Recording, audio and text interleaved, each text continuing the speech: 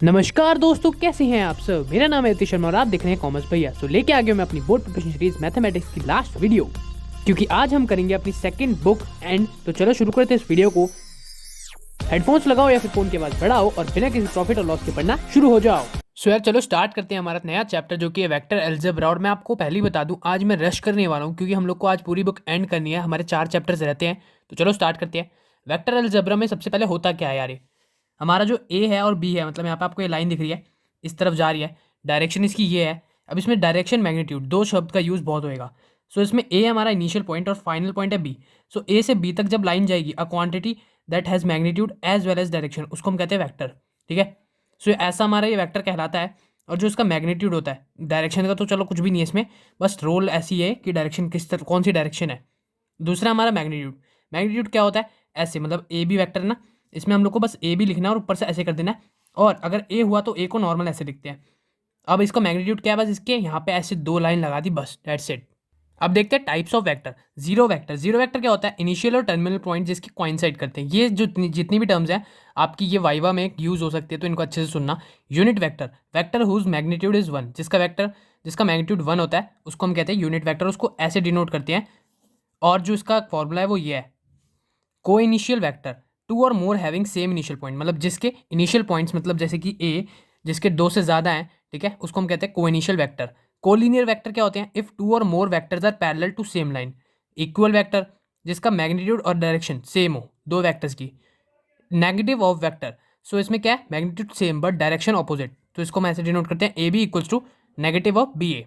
सो अब आ जाता है एडिशन ऑफ वेक्टर। इसमें हमारे लॉज हैं दो। ट्राइंगल लॉ है जो कि A B plus B C equals to A C, A plus B equals to A C. So हमारा ये मतलब इसको आप देख सकते हो, A B plus B C equals to A C है, तो ए प्लस बी भी हमारा ए सी के बराबर होता है। सो यार आई नो मैं रश कर रहा हूँ, तो आप लोग जो भी मैं दिखा रहा हूँ लिखते जाओ अपनी नोटबुक में, नोट्स बनाते जाओ। पैरेललोग्राम लो। अब इसमें क्या होता है, हमारा पैरेललोग्राम होता है जो कि कुछ ऐसा दिखता है। सो अब इसमें मतलब क्या है कि हम लोग का जो पैरेललोग्राम है उसको हाफ कर देंगे और उसमें in triangle A B C, अब ए बी सी जो होगा हमारा, उसमें तो हमने ट्राइंगल लॉ लगा दिया। अब जो बाकी दूसरा ट्राइंगल होगा ए बी डी, उसमें हमने क्या करा, A B plus B D equals to A D, A plus B D equals to B. A D को हमने बी मान लिया, ठीक है, और यहाँ पे A, so B D equals to B minus A, that's it, law खत्म। पोजिशन ऑफ वैक्टर 1,2, 1,2,3 ऐसे हम लोग को दे दिए। सो अब इसका क्या वेक्टर बनेगा, ऐसे 1i प्लस 2j। इसमें अगर ये वाला देखिए, मेन फॉर्म ये देखिए, A vector equals to I plus I, मतलब यहाँ पे 1i, ठीक है, प्लस 2j प्लस 3k, मतलब क्या है इसमें आई जे के। अब आप कहोगे ये ट्राइंगल से क्या है, ये मतलब हाफ ट्राइंगल, सो इसको हम कहते हैं कैप, आई कैप, जे कैप और के कैप। सो अब इसमें एक इंपॉर्टेंट टर्म है जो कि स्केलर वेक्टर और वेक्टर कंपोनेंट्स। मतलब स्केलर कंपोनेंट क्या होते हैं, जो आपकी ये है 1 2 3 1 2, मतलब इसमें जो स्केलर कंपोनेंट्स होंगे वो कौन होंगे, जो नंबर्स होंगे, ठीक है। और जो बाकी बचे, मतलब ये आई 1i 2j, मतलब ये पूरा i 2j 3k, इनको हम कहते हैं vector components. Multiplication of vector, let lambda equals to scalar. हमने लैम्डा को लिया स्केलर अपना, जो मतलब बाय स्केलर है, तो लैम्डा को हमने स्केलर माना और ए वेक्टर हमारा है, तो इन दोनों को मल्टीप्लाई करेंगे तो ऐसा कुछ दिखेगा। और उनको हम ऐसे भी कह सकते हैं, और उसका जो मतलब मल्टीप्लीकेशन होगा उसको हम ये भी कह सकते हैं, मतलब ये इक्वल्स टू ये होता है। अब वेक्टर ज्वाइनिंग 2 पॉइंट्स, इसमें ये फॉर्मूला है कि मतलब A B equals to x2 minus x1 i plus y2 minus y1 j, मतलब ए और बी आपको दो दे देंगे। सो आपको बोलेंगे कि उनका वेक्टर ज्वाइनिंग 2 पॉइंट्स, मतलब ये निकालो। सो आप ऐसे निकाल सकते हो, फॉर्मूला है, नोट डाउन कर सकते हो। सेक्शन फॉर्मूला हमारा क्या है, ये आपने पहले भी पढ़ा होगा, B M plus A N upon M minus N, ठीक है। ये हमने ड्रॉ करके एक डायग्राम से आपको दिखा रखा है। इंटरनली अगर बोले तो ऐसे, और अगर एक्सटर्नली बोले तो कुछ भी नहीं, ऊपर नीचे माइनस लगा देना। लास्ट फॉर्मूला हमारा मिड पॉइंट फॉर्मूला, ये भी आपने शायद पहले पढ़ा हो, O P equals to A plus B upon 2, that's it. So अब आती है आपकी मेन चैप्टर की स्टार्टिंग, जो कि हमारा एक्सरसाइज 10.3 से स्केलर और डॉट प्रोडक्ट। अब इसमें क्या होता है, A dot B equals to, मतलब इसका ये पूरा फॉर्मूला है, ये मेन फॉर्मूला है, इसको आप नोट डाउन कर लो। उसके बाद ऑब्जर्वेशन है कुछ इसमें स्केलर वेक्टर में, मतलब स्केलर प्रोडक्ट में, या फिर डॉट प्रोडक्ट इसको बोल सकते हो क्योंकि यहाँ पे डॉट लगेगी इसमें। सो ए इक्वल्स टू, मतलब आपको ऐसा क्वेश्चन दे देगा और बोलेगा उसको डॉट प्रोडक्ट निकालो, तो आप कैसे निकालोगे, ऐसे, मतलब ये जो भी होगा ना, आई वाले को क्या करेगा, इसमें 2 है, इसके साथ 1 है, इन दोनों को मल्टीप्लाई किया, प्लस इनको ले लिया, इसको ले लिया, मतलब बीच में प्लस ही लगेगा, अंदर भले ही माइनस लगा दो आप, ब्रैकेट में माइनस है तो माइनस लगेगा। उसके बाद आंसर आ गया -20, डेट्स इट। और A dot B vector equals to 0 कब होगा, जब परपेंडिकुलर होंगे, ठीक है। ए डॉट ए वैक्टर क्या होगा, ए वैक्टर का स्क्वायर, ठीक है। आई जे इक्वल्स टू जे के इक्वल्स टू के आई इक्वल्स टू 0, आई जे के, अगर ये होंगे मतलब ए डॉट में हो होंगे तो इक्वल्स टू 1 हो जाएंगे। स्केलर प्रोडक्ट इज कम्यूटेटिव, मतलब A B equals to B A हो सकता है। प्रोजेक्शन इसमें है, प्रोजेक्शन का ही फॉर्मूला, आप इसको नोट डाउन कर सकते हो। सो ये देख लो प्रोजेक्शन का फॉर्मूला। वेक्टर प्रोडक्ट क्या होता है, अब हमारे इसमें क्रॉस प्रोडक्ट भी बोलते हैं जिसको हम, इसमें क्योंकि क्रॉस आपको दिखेगा बहुत जगह, मल्टीप्लाई का साइन। तो ये एक्सरसाइज 10.4 इसी के ऊपर बेस्ड है। जो हमारा फॉर्मूला है इसका वो ये है, और उसमें अगर आपको दे देगा, क्वेश्चन देगा, तो आपको सॉल्व कैसे करना है। सॉल्व इसको ऐसे करना है, जैसे हमने लिया, जैसे हमने पुराने वाले को ही ले लिया अपने, जो हमारा था हमारा 2i माइनस जे प्लस 3k, ठीक है, वो वाला ले लिया हमने। अब इसमें क्या करा हमने, आई जे के अलग कर दिया, उसके बाद 2 माइनस 1 3 1 4 6 तीनों को अलग कर दिया, मतलब ठीक है, क्वेश्चन में से इनको निकाल के ऐसे कर दिया। अब उसके बाद क्या करना है, हम लोग को कुछ नहीं करना है इसका, हम लोग को नॉर्मल डिटर्मिनेंट करके निकाल देना है। सो इसकी भी ऑब्जर्वेशन से देख लेते हैं, A cross B equals to zero कब होगा, जब पैरेलल होगा, ठीक है। ए इंटू ए इसमें जीरो हो जाता है, A I cross I equals to J cross K, J cross जे, मतलब इसमें अगर तीनों सेम होंगे, क्रॉस हो रहे होंगे तो जीरो हो जाएगा। और आई जे इक्वल्स टू के, जे के इक्वल्स टू आई, के आई इक्वल्स टू जे, मतलब एक तरीके से सर्कल बन जाता है, ठीक है। अब उसके बाद आता है हमारा A cross B equals to minus B cross A, ठीक है। If A and B represents adjacent side of triangle, अगर ट्राइंगल की रिप्रेजेंट करें तो फॉर्मूला ये है, पैरेललोग्राम की, मैंने पूरा लिखा नहीं यहाँ पे, पैरेललोग्राम की हो रही है, एडजेसेंट साइड रिप्रेजेंट, तो उसका फॉर्मूला ये है। सो यार हमारा हो चुका है वेक्टर अलजेब्रा चैप्टर खत्म, 5 मिनट से भी, मतलब 6 मिनट में मैंने आपका चैप्टर खत्म करा दिया। ऐसे ही अगर आपको फॉर्मूलाज देखने हैं हर चैप्टर के, और खासकर इंटीग्रेशन की अगर आपको नहीं आ रहा है, कोई दिक्कत है, या फिर एओडी में कोई दिक्कत है, आप देख सकते हो मेरी प्रीवियस वीडियोस जो कि डिस्क्रिप्शन में है। चलो अब स्टार्ट करते हैं 3D ज्योमेट्री, मतलब 3 डायमेंशनल ज्योमेट्री। इसमें कुछ भी डिफरेंट नहीं है, कुछ अलग नहीं है, मतलब डिफिकल्ट नहीं है। इसमें आता है डायरेक्शन रेशियोज और कोसाइंस। डायरेक्शन रेशियो क्या होती है, अगर आपको ABC ऐसे करके दे दिया, सो x1 y1 z1 x2 y2 z2, ABC आप कैसे निकालोगे, ऐसे x2 minus x1 y2 minus y1 z2 minus z1। अब कोसाइंस क्या होता है, LMN, मतलब अगर आपको ABC दे दिया, ये जो हमने ABC निकाले ये दे रखे हैं, सो D इक्वल्स टू, मतलब ये फॉर्मूला लगाओगे, ठीक है। उसके बाद L क्या होगा हमारा, A/D, M होगा B/D, N होगा C/D। और अगर आपको ऐसे दे रखा है, मतलब अल्फा बीटा गामा की फॉर्म में, so cos alpha cos beta cos gamma, ये आपके क्वेश्चन आ सकते हैं 1 मार्क में। और L² M² plus N² equals to 1, ये भी इंपॉर्टेंट चीज़ है। तो चलो शुरू करते हैं मेन 3D ज्योमेट्री। इसमें क्या है, आपकी दो चीज़ें हैं, लाइन और प्लेन। लाइन के फॉर्मुलाज मैंने दिख रखे हैं यहाँ पे सारे। Equation of line in space, मतलब इक्वेशन ऑफ लाइन क्या होती है, वेक्टर फॉर्म ये है, इसमें दो फॉर्म्स होंगी, वेक्टर और कार्टेशियन, ठीक है, वेक्टर फॉर्म और कार्टेशियन इक्वेशन बोलते हैं। सो इसमें ऐसे जो हमारा ये लैम्डा बी और उसके बाद equal to R minus A, मतलब मेन फॉर्मूला क्या बना, R equals to A plus lambda B, ठीक है। अब इसमें क्या है, कार्टेशियन इक्वेशन क्या है इसकी, x minus x1 upon a, y minus y1 upon b, z minus z1 upon c, that's it. अब उसके बाद equation of line passing through 2 points, ठीक है, उसका वेक्टर इक्वेशन ये रही और कार्टेशियन इक्वेशन ये रही, इसको नोट डाउन कर लो। अब angle between two lines, angle between two lines हमारा जो कार्टेशियन इक्वेशन है वो ये रही, और जो वेक्टर इक्वेशन है वो ये रही। टू लाइन्स आर परपेंडिकुलर, जब टू लाइन्स परपेंडिकुलर होगी तो A1 A2 plus B1 B2 plus C1 C2 equals to 0 हो जाता है। टू लाइन्स आर पैरेलल होगी तो A1 upon A2 equals to P1 upon B2 equals to C1 upon C2। ये बहुत इंपॉर्टेंट फॉर्मुलाज हैं, इन्हीं के ऊपर पूरा चैप्टर और लाइन पार्ट बेस्ड है, सो अच्छे से इनको नोट कर लो। अब आप कहोगे ये तो एनसीईआरटी में है, लेकिन मैंने सारे फॉर्मूलाज और जो एनसीईआरटी में नहीं है, आपको ईजिली नहीं मिलेंगे, वो भी यहाँ पे अपने वीडियो में दिखा रखे हैं। Shortest distance between two line, उसका फॉर्मूला क्या है, ये रहा। जो कार्टेशियन इक्वेशन उसका फॉर्मूला क्या है, ये बड़ा सा फॉर्मूला देख रहे हो, यही है, ये वेक्टर इक्वेशन और कार्टेशियन, ठीक है। डिस्टेंस बिटवीन पैरेलल लाइंस क्या होता है, D equals to B vector cross A2 minus A1 upon B vector का मैग्नीट्यूड, और ये पूरे का मैग्नीट्यूड देख रहे हो। लाइन से डायरेक्ट आ जाते हैं प्लेन पे। Equation of plane in normal form हमने लिखी हुई है, ये हमारी वेक्टर और ये Cartesian. Equation of plane perpendicular to given vector is and passing through point, मतलब प्लेन है, गिवन वेक्टर है, ठीक है, और हम लोग को क्या निकालनी, equation of plane given vector है और पासिंग थ्रू पॉइंट, तो उसमें वेक्टर इक्वेशन ये रही, कार्टेशियन ये रही। अब मैंने दोबारा यहाँ पे लिखा नहीं, equation of plane passing through 3 collinear point, उसका फॉर्मूला ये रहा, वेक्टर के लिए ये रहा, कार्टेशियन के लिए ये रहा। Intercept form of equation of plane x upon a plus y upon b plus z upon c equals to 1। Plane passing through the intersection of 2 given points, मतलब गिवन प्लेन्स, उसका हम लोगों ने फॉर्मूला लिख रखा है यहाँ पे। ऊपर वाली वेक्टर इक्वेशन है और नीचे वाली हमारी कौन सी है, कार्टेशियन। अब उसके बाद को प्लैनरिटी ऑफ 2 लाइन्स, ठीक है, तो 2 लाइन का हमारा को प्लैनरिटी क्या होती है, उसका फॉर्मूला हमने लिखा हुआ है, दोनों फॉर्मूला लिखा है, वेक्टर और कार्टेशियन। सो यार अब इस चैप्टर में बचता है angle between two planes, distance of point from plane, angle between line and plane. इन तीनों के फॉर्मुलाज आपको आराम से मिल जाएंगे एनसीईआरटी में। सो इनके फॉर्मुला मैंने नहीं लिखे, टाइम वेस्ट नहीं कर रहा हूँ मैं। अब आ जाते हैं अगले चैप्टर जो कि हमारा लीनियर प्रोग्रामिंग। सो भाई अगर आपने मैथ्स में कुछ भी नहीं पढ़ा, ये चैप्टर पढ़ लो, पास हो जाओगे। मतलब इसमें बहुत सारी ऐसी, मतलब इसमें बड़ा क्वेश्चन आएगा एक, ठीक है, और बाकी चैप्टर्स भी आप करोगे, एमसीक्यू की वीडियो मैं बना दूंगा आप लोगों के लिए, तो पास हो जाओगे। ये चैप्टर जरूर करना, ठीक है। मैक्सिमाइज ए, इसमें सीधा एग्जाम्पल लिया मैंने क्वेश्चन के लिए। मैक्सिमाइज ए आपको बोलेगा निकालने के लिए, मतलब ये जो है ना आपका पूरा क्वेश्चन है 600z(x) + 400y। अब इसमें ये आ गया, ये इक्वेशन, ये इक्वेशन, ये इक्वेशन, ये इक्वेशन। अब इनको बोलते हैं हम इन इक्वेशन, ठीक है। सो सबसे पहला स्टेप क्या है सॉल्यूशन में हमारा, convert all in equation into equation.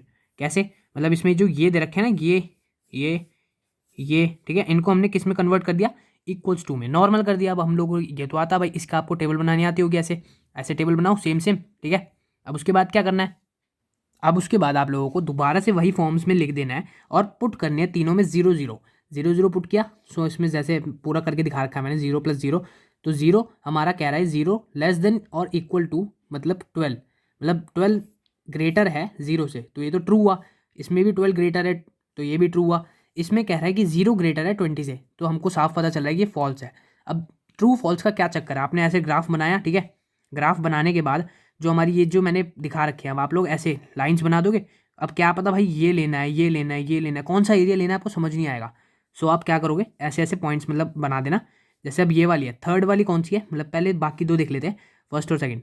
First और सेकंड का क्या है, अगर ट्रू है तो आपका 0 की तरफ जाएगी, ये जो होता है ना 0 इसकी तरफ जाएगी। जैसे ये वाली लाइन है, ये 0 की तरफ जा रही है, ये है ये नीचे जा रही है 0 की तरफ।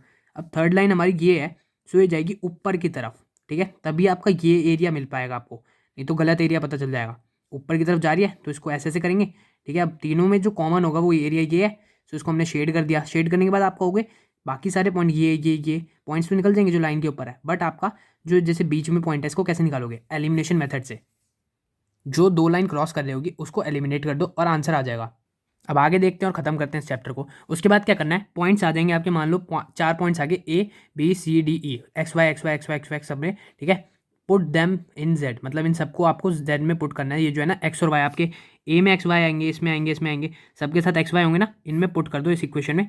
जिस पे मैक्सिमम Z हो वो बता दो, दैट्स इट, आपका क्वेश्चन हो जाएगा। उसके बाद अब आती है हमारी जो अगली है, इसमें मैन्युफैक्चरिंग प्रॉब्लम, डाइट प्रॉब्लम और ट्रांसपोर्टेशन प्रॉब्लम, इनके ऊपर क्वेश्चन आएंगे अगली एक्सरसाइज में। एटलीस्ट और एटमोस्ट, इसका ध्यान रखना पड़ेगा आपको हर क्वेश्चन के लिए। सो एटलीस्ट का ये होता है, एटमोस्ट का ये होता है, ये आपको कोई टीचर नहीं बताएगा, मैंने आपको बता दिया यहाँ पे। साइंस जो होते हैं ये अगर आप ध्यान नहीं रखोगे ना, बस गया आपका क्वेश्चन। और इनमें से क्वेश्चन आ सकता है, तो डायरेक्ट अब इसमें क्या करना है, डायरेक्ट क्वेश्चन नहीं आएगा इसमें, आपको दे देंगे। जैसे हमारे ऊपर था ना डायरेक्ट क्वेश्चन था, सो हमने डायरेक्ट नहीं आएगा। अब हमने क्या है 6 वैल्यू फॉर, आपको 6 वैल्यू दे देंगे और 2 वैल्यू दे देंगे Z के लिए। सो 6 वैल्यू कैसी होगी आपकी, जो 6 वैल्यू होगी उससे तो आप टेबल बना लोगे, और Z की दे देंगे मान लो 100x + 200y, ठीक है, ये आपका Z आ गया। बस फिर जैसे मैंने सिखाया वैसे करके सॉल्व कर दो, आपका क्वेश्चन हो जाएगा। सो चलो यार आ जाते हैं अपने अगले चैप्टर पे, जो कि लास्ट चैप्टर है हमारा, प्रोबेबिलिटी। चलो इसमें देखते हैं। अब इसमें प्रोबेबिलिटी आपको कुछ नहीं आता तो मैं बता दूं, कॉइन टॉस करा है हमने इसमें, मतलब क्वेश्चन कैसे आते हैं इसमें बेसिक्स में बताता हूँ। कॉइन टॉस किया आपने, 2 कॉइन टॉस करे, ठीक है। एक पे हेड होता है, आपको ये तो इतना पता होगा ना, कॉइन की मतलब ऊपर की साइड टेल्स होता है और नीचे की साइड हेड्स होता है, मतलब जो भी कह लो, ठीक है। उसका बोलेगा प्रोबेबिलिटी निकालो, ठीक है, किसी भी चीज़ की, मतलब जैसे बोलेगा find the probability of 2 tails, ठीक है, 2 टेल्स की बोल दी। तो आप कहोगे भाई कैसे निकालेंगे, आपने ये बनाया, ठीक है, इसको कहते हैं हम सैम्पल स्पेस। सैम्पल स्पेस बनाया मतलब एक अगर दोनों, मतलब क्या आपके सिचुएशंस हो सकती है, ठीक है। जैसे टेल्स टेल्स आ जाएंगे या तो दोनों पे हेड्स हेड्स आ जाएंगे, टेल्स हेड्स आ सकता है एक एक पे, या फिर हेड्स पे एक पे हेड और एक पे टेल आ सकता है, ऐसे करके, ठीक है। उसके हिसाब से हमने 4 सिचुएशन बनाई। उसके बाद क्या करेंगे हम, find the probability of 2 tails. 2 tails होगा तो उसका क्या है 1/4। अब बेसिक्स क्लियर हो गए, आगे बढ़ते हैं अपनी 12th की प्रोबेबिलिटी की तरफ। 11th तक आपने प्रोबेबिलिटी पढ़ी है, ईजी होती थी, लेकिन इसमें थोड़ी डिफरेंट है। कंडीशनल प्रोबेबिलिटी की फॉर्मूलाज हैं P/E/F, इसका क्या होगा P/E∩B वो E∩F/P/F, ठीक है। SF है तो EF हो वो सॉरी FF हो जाएगा हमारा इक्वल्स टू 1, और हमारा A यूनियन B और यहाँ पे F है, तो हमारा AF + BF - A यूनियन वो सॉरी A∩BF, ये इंपॉर्टेंट फॉर्मूलाज है आपके, ठीक है। और P यहाँ पे E.F है हमारा, तो इक्वल्स टू 1 - P/EF हो जाएगा, ठीक है। आगे बढ़ते हैं। अब ये आपका मल्टीप्लिकेशन थ्योरम, सो इसके मैंने दोनों टाइप्स के फॉर्मूला लिखे हुए हैं, आप इनको देख सकते हो। उसके बाद आती है हमारी बेस थ्योरम। बेस थ्योरम बहुत इंपॉर्टेंट है, मैं इसलिए इसको ज़्यादा नहीं पढ़ा रहा, सीधा बेस थ्योरम पे आते हैं। बेस थ्योरम का जो फॉर्मूला है ये है, ठीक है, इसको तो भूल जाओ क्योंकि ये फॉर्मूला बहुत अजीब है। मैं आपको जो भी नीचे बताऊंगा उसको याद कर लेना। बैग 1 बैग 2 एग्जाम्पल ले रखा है मैंने, ठीक है। बैग 1 में हमारी 3 red ball 4 black ball, 5 red ball 6 black ball, समझ में आया। One ball drawn at random, ठीक है, एट रैंडम हमने एक बॉल निकाली और रेड हुई वो। अब प्रोबेबिलिटी निकालनी है हम लोगों को किस चीज़ की, कि वो बैक 2 से आएगी, ठीक है। आगे देखते हैं। अब भाई सॉल्यूशन देखते हैं। Late E1 equals to bag 1 और E2 को ले लिया हमने बैग 2। हर क्वेश्चन में ऐसे ही करना है, ठीक है। अब P ऑफ E1 निकालेंगे, probability of E1 equals to probability of E2, क्योंकि इसमें सेम होगी 1/2, ठीक है। अब उसके बाद प्रोबेबिलिटी ऑफ A/E1 निकालेंगे, जो कि हमारी आई है 3/7। कैसे, 4 हो गया इसका टोटल और 3 हो गया रेड बॉल्स का, तो 3/7 आ गया। रेड बॉल बोलिए, ये याद रखना, ठीक है। उसके बाद P ऑफ A/E2, ठीक है। यहाँ पे कितनी है, 11 बॉल्स टोटल है इन रेड, रेड में हमारी 5, सो हमारी आ गई, ठीक है। अब उसके बाद आपको जो बोला है, जैसे कि रेड बोला, रेड को हमने ले रखा है, सॉरी बैक बोला है, बैक 2, उसके हिसाब से आपको ये यहाँ फॉर्मूला पुट करना है, ठीक है। अगर गलती होगी ना तो गलत हो जाएगा। बैक 2 बोला है तो बैक 2 को E2 माना है, सो पहले आ जाएगा E2। अगर E1 बोला होता, मतलब बैक 1 बोला होता, तो यहाँ पे आता E1/A। अब कहोगे क्या फ़र्क पड़ता है भाई, लेकिन फ़र्क पड़ता है, ऊपर E2 आएगा, E1 उसको देखना है। जैसे फॉर्मूला बना, यहाँ पे फर्स्ट में E2 आया है, सो PE2 PA/E2 अपॉन PE1। यहाँ पे मतलब नीचे तो सारी आएंगे जितने होंगे इन टोटल, लेकिन ऊपर क्या आना है वो आपका यहाँ से डिसाइड होएगा, जो आपने माना है और जो यहाँ पे लास्ट में मांगा है। बेस थ्योरम जो आपका इंपॉर्टेंट क्वेश्चन आ सकता है, इसमें से क्वेश्चन बोर्ड में आ सकता है, ठीक है। एक्सरसाइज 13.3 इसी के ऊपर बेस्ड है। उसके बाद आता है आपका प्रोबेबिलिटी डिस्ट्रीब्यूशन, इससे भी एक क्वेश्चन आता है। एग्जाम्पल में आपका मतलब लेके चलते हैं 2 कार्ड्स ड्रॉन एट रैंडम, ठीक है, विद रिप्लेसमेंट बोलता है वो फ्रॉम 52, और उसमें से होने चाहिए 52 तो होते ही हैं कार्ड्स, उसमें से एसिस की बोलता है प्रोबेबिलिटी निकालो। सो आप ऐसे निकालोगे x इक्वल्स टू 0 1 2, कि मतलब एक भी एस नहीं होगा, एक एस होगा, 2 एस होंगे, ठीक है। 2 से ज़्यादा क्यों नहीं गए हमारे x, क्योंकि हमारा जो होगा वो होगा हमारा 2 तक, मतलब क्या बोला है, 2 कार्ड्स बोले ना, तो 2 से ज़्यादा तो हो ही नहीं सकते।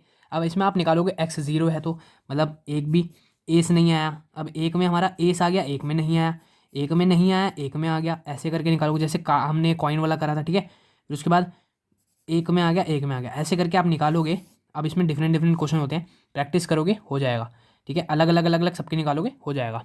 सो भाई अब आता हमारा मीन और वेरिएंस, यहाँ पे आपने पहले भी पढ़ा होगा। सो मीन क्या होता है आपका, ये फॉर्मूला है, ठीक है, मीन का।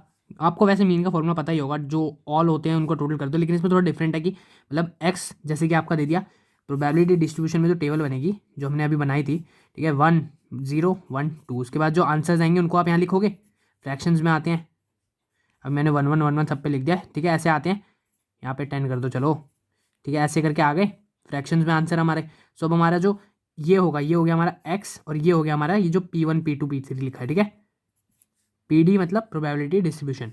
अब आ गया वेरिएंस। वेरिएंस का फॉर्मूला क्या होता है, ये तो बुक का फॉर्मूला, लेकिन अगर आप देखो तो ये फॉर्मूला होता है E ब्रैकेट में x का स्क्वायर, x क्या है आपका, मतलब ये जो निकाला है, ठीक है, P ब्रैकेट में x का स्क्वायर, सॉरी E ब्रैकेट में x का स्क्वायर माइनस EX और होल स्क्वायर है इसका, ठीक है, ये ध्यान से देखना। अब उसके बाद कुछ भी नहीं, डी एंड। सो यार फाइनली हमारी मैथमेटिक्स की सीरीज़ भी खत्म हो गई और बुक भी खत्म हो गई है दोनों। लाइक कर दो इस वीडियो को, कमेंट में पूछो अपने सारे डाउट, शेयर कर दो सारे दोस्तों के साथ ताकि वो भी समझ पाए मैथमेटिक्स हार्ड नहीं है, ईजी है बहुत। सब्सक्राइब कर दो कॉमर्स भैया को अगर अब तक नहीं किया तो। और यार मेरे जो ऑनलाइन ट्यूशन्स हैं वो स्टार्ट हो चुके हैं, बहुत सारे बच्चे ज्वाइन कर चुके हैं। अगर आपने अब तक ज्वाइन नहीं किया है, आपको पढ़ना है, मैथ्स क्लियर करनी है 3 महीनों में, सो मतलब मैथ्स कह रहा हूँ, बाकी सब्जेक्ट आपको क्लियर करने हैं, अकाउंट्स BST इकोनॉमिक्स, तो ज्वाइन कर लो। Thank you.